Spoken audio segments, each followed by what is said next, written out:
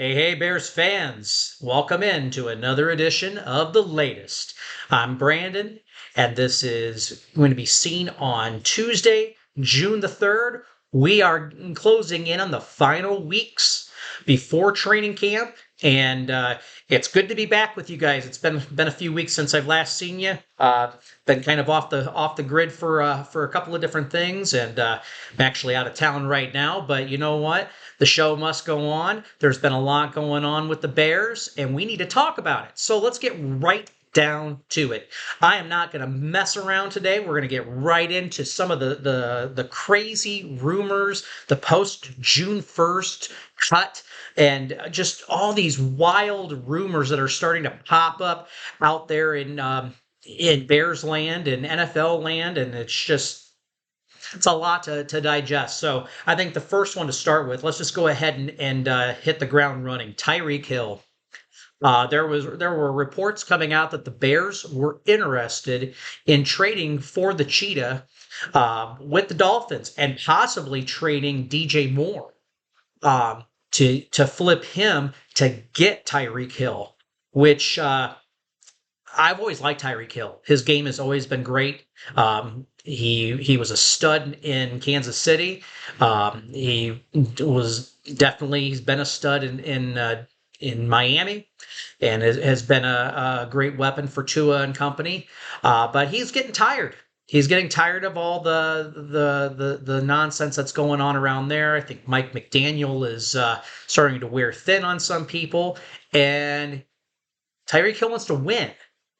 Um, so as I'm digesting this and I'm reading the articles, and I'm like, we just invested in the wide receiver room. Getting Luther Burden, who I know is going to be our slot guy, which moves Roma Dunze out of that to the number two. But then you've got DJ Moore, who can be your wideout one, and now they're talking about getting him flipped for Tyreek Hill, which is another speed guy. And as much as I like the player, I don't think I like the fit. Plus, the other thing is Tyreek Hill is 31. Now, we know that wide receivers can still produce at a great level at 31, 30 and over, excuse me. But DJ Moore is 28. He is new to this offense because this is Ben Johnson's new Bears offense. So we don't even know what DJ Moore is capable of yet, or that we're aware of. I mean, it sounds like he's been doing some great things in OTAs, and that's fantastic. But seriously, like, why would you go and get a guy that's 3 years older? Um, I mean, the salary is, I don't know. I think the salary in a way it's a wash, but I don't see why you would want to go and get another player that is older, and you could be building a really strong core here, folks. So I see that people are trying to put the pieces together. They see Tyreek Hill and they're like, oh, this is the one that's real. This makes me laugh. Oh, well, Eric Bieniemy was in Kansas City and Tyreek Hill was there at the same time. That's the connection right there. What are you talking about? Like, Andy Reid ran the friggin' offense there, okay? And yes, by title, Eric Bieniemy, coordinator, but we all know whose offense that was. I will tell you right now, I love Eric Bieniemy for what he's going to be bringing and has been bringing to the table as our running backs coach. I'm going to tell you right now, I'm not going for Tyreek Hill because there's a Kansas City connection. No. This trade should not happen. It better not happen. People that are trying to drink this Kool-Aid, you're going to choke on it, I think. No, I'm just kidding. You're not going to choke on it, but I think you're wasting your time and your energy putting any stock into that whatsoever. I think it's just a bunch of smokescreen. I think it's Tyreek's way of trying to rile up the Dolphins and to get his way out of town and find another team where he thinks there will be greener pastures. So, yeah, so that's how I feel on that. No thanks, Tom Hanks. All right. Now here's another one. And like I said, the rumor mills, the rumors have just been absolutely insane. I find that the rumors about Braxton Jones possibly being traded before training camp um, is rather absurd. Now, people are probably wondering, well, why would they even consider entertaining an idea of doing that? Well, initial reports are that the Bears are really, really excited about Ozzy Trapillo, and they think Ozzy Trapillo can make that transition to the left side and could hold down the fort, and that he could be the long-term solution at the blind spot. Um, Guys, Braxton Jones, since he came in as a fifth round pick a few years ago, has performed admirably. And for these last few years, it seems like everybody has been trying to find a way to replace this guy. They think that he is trash or he's not good enough. Oh, he's a fifth round pick. He should be more of a reserve. The guy has been performing at a high level, and there's already rankings out on the top tackles in the NFL right now, and we have two of them out of 32. The top 32, we have two of them. We have Braxton Jones, who's actually ranked one step higher than Darnell Wright. Even though a lot of people think that Darnell Wright is actually the guy, the better tackle on the line. Here's the thing. Braxton Jones, done for the season, had to, had the injury and everything, and he's been trying to get back to full strength. There's been some reports that look like he's on schedule. There's some people that are skeptical, but people are writing this guy off. And I don't understand, for like the last 2-3 years, we've been criticizing the Bears for not having a strong enough depth on the offensive line. And what are we doing? We're trying to get rid of our some of our stronger players, and subtract that depth. And plus, here's the rumor that I came across this afternoon, and I just kind of rolled my eyes. I'm like, this is bogus. They're talking about flipping Braxton Jones over to the Cardinals, and they're talking about getting Braxton Jones and a seventh round pick, which I believe is this year. This would be the 2026 seventh round pick, and flipping him for next year's fifth round pick, and then a seventh rounder in 2027. I don't like it. I Oh, congratulations! You get a fifth round pick for a guy that's a capable starter. And how do you truly know before the pads go on, before you're actually getting out there and getting physical? How do you know for sure that Ozzy Trapillo is ready? How do you know? Or how do you know that maybe Braxton Jones is going to come back out and he's going to be ready to kick ass and take names and he's going to thrive with Dan Roshar and company? And look at it this way. Ozzy pans out too. Ozzy could be, a backup. He could be a swing. You could be putting together all sorts of unique formations like a la Dan Skipper and company over those last couple of seasons in Detroit. So why would you do that? Plus, I'm sorry, Braxton Jones, you let him go? Who's going to back up Ozzy? Oh, Karan Amagaji. And we know how that worked out last year. He got thrown at the Wolves and didn't do so hot. So why? Why would we trade Braxton? And if you are going to trade him, you better get a better haul than that. Because if he's one of the top 32 in the league, I'm sorry, a day 3 pick is bogus for a starter like that. I think there's just people out there that are trying to trying to massage this idea, that the narrative that the Bears are ready to move on from Braxton Jones. I think so. They're like they've been saying, there are no official starters on the line yet, even though we know that's like kind of bogus because they committed to guys like Drew Dahlman and company. So we already know that. But when you're talking the left tackle position, it's an open competition and it's a fair competition. And I think iron is going to sharpen iron in this case. You're going to have two really good stud tackles. And then you know what? After 2025, you want to trade Braxton Jones then with his stock being raised up because you know you can insert Ozzy for the long term. He is ready to go long term. You're going to get a better haul. So these people that are talking about Braxton Jones being traded before training camp, get off the peyote, guys. Not happening.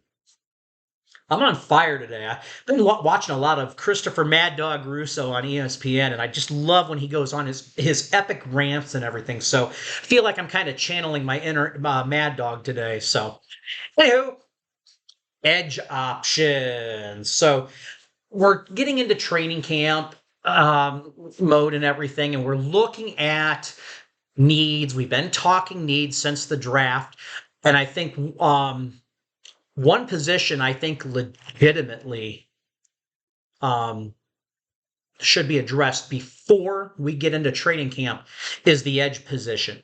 I do not think we have enough strength there yet.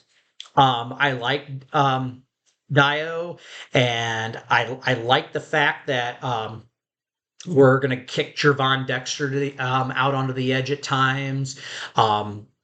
That you'll be able to sub in some different guys and everything. But I think that side is still that side opposite Montez Sweat is still a glaring need and it needs to be addressed.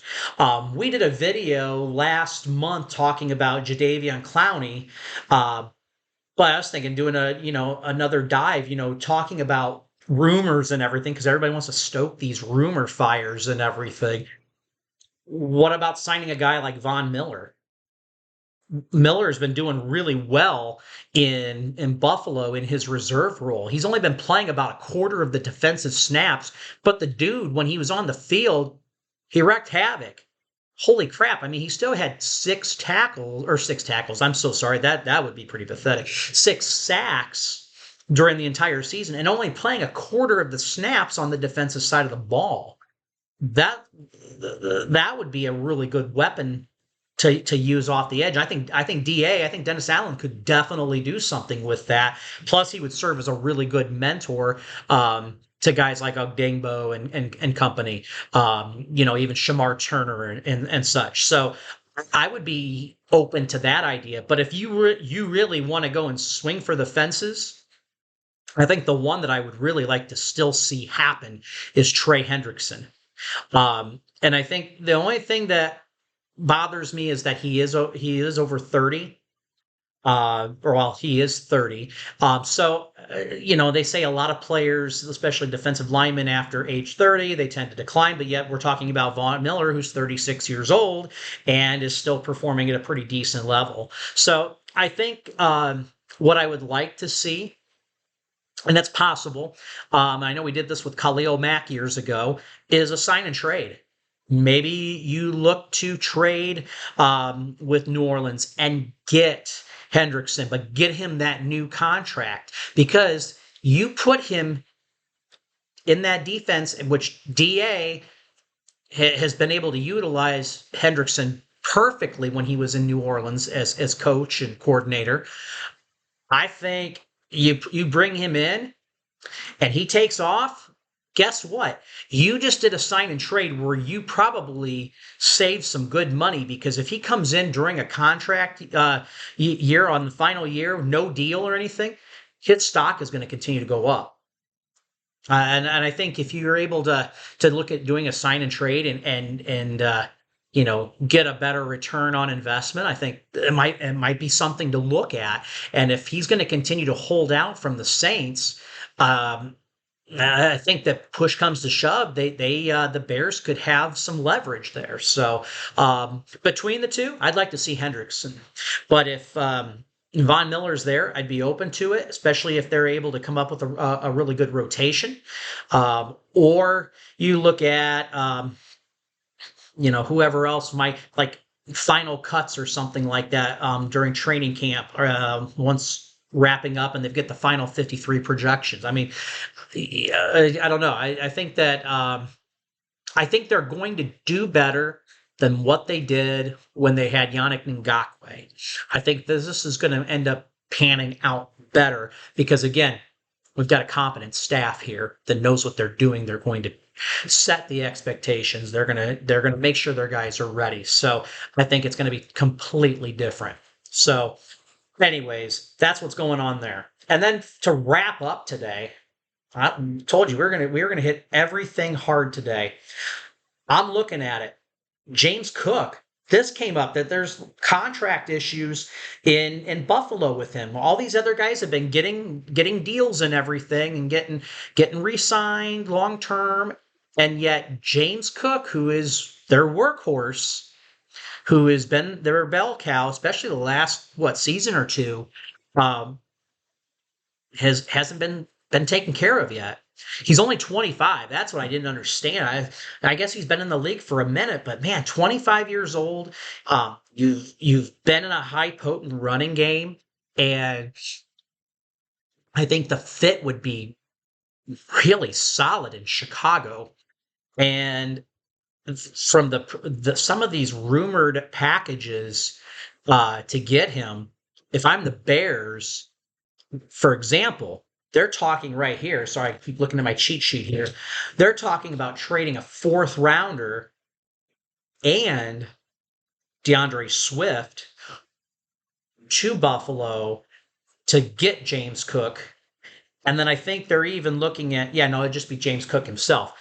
I would do that deal in a heartbeat, but I would only do that deal if it's a sign and trade. You're getting him locked in, because then look at what you just did right there. You locked up another valuable piece to that offense within that Caleb Williams quarterback window, and you've hit all your target positions, premier positions on the offensive side of the ball. That's huge. That is a major upgrade to this running back room. Because then you're talking after that, you're talking Rochon Johnson, Kyle Monangai, and I mean Monangai. I'm thinking, holy crap, you've got a good back that you'll be able to learn from too, and grow. And I think this trade would be, if this were to happen, I will be running through walls to get it done. I think it would be a great trade because, not all fourth round picks end up panning out to being long-term starters for your team. Some of them end up not getting a second contract. Some even get cut.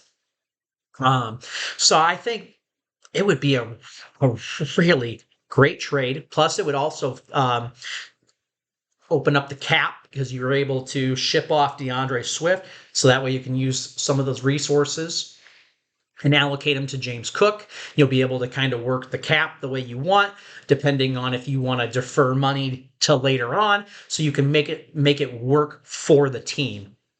I would love to see this. Guys, it is so good to see you all. It's so good to talk Bears. Oh my God. Yes, I know I'm wearing a Cleveland shirt, but you know what? I'm from Ohio.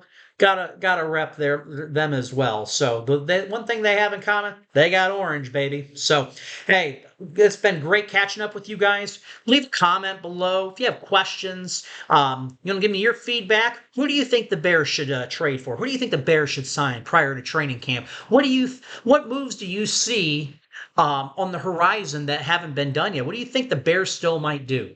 So leave a comment below. Don't forget to like this, subscribe, and I'll catch you back here tomorrow. Again, it's great to see y'all. And always remember, bear the frick down. See ya.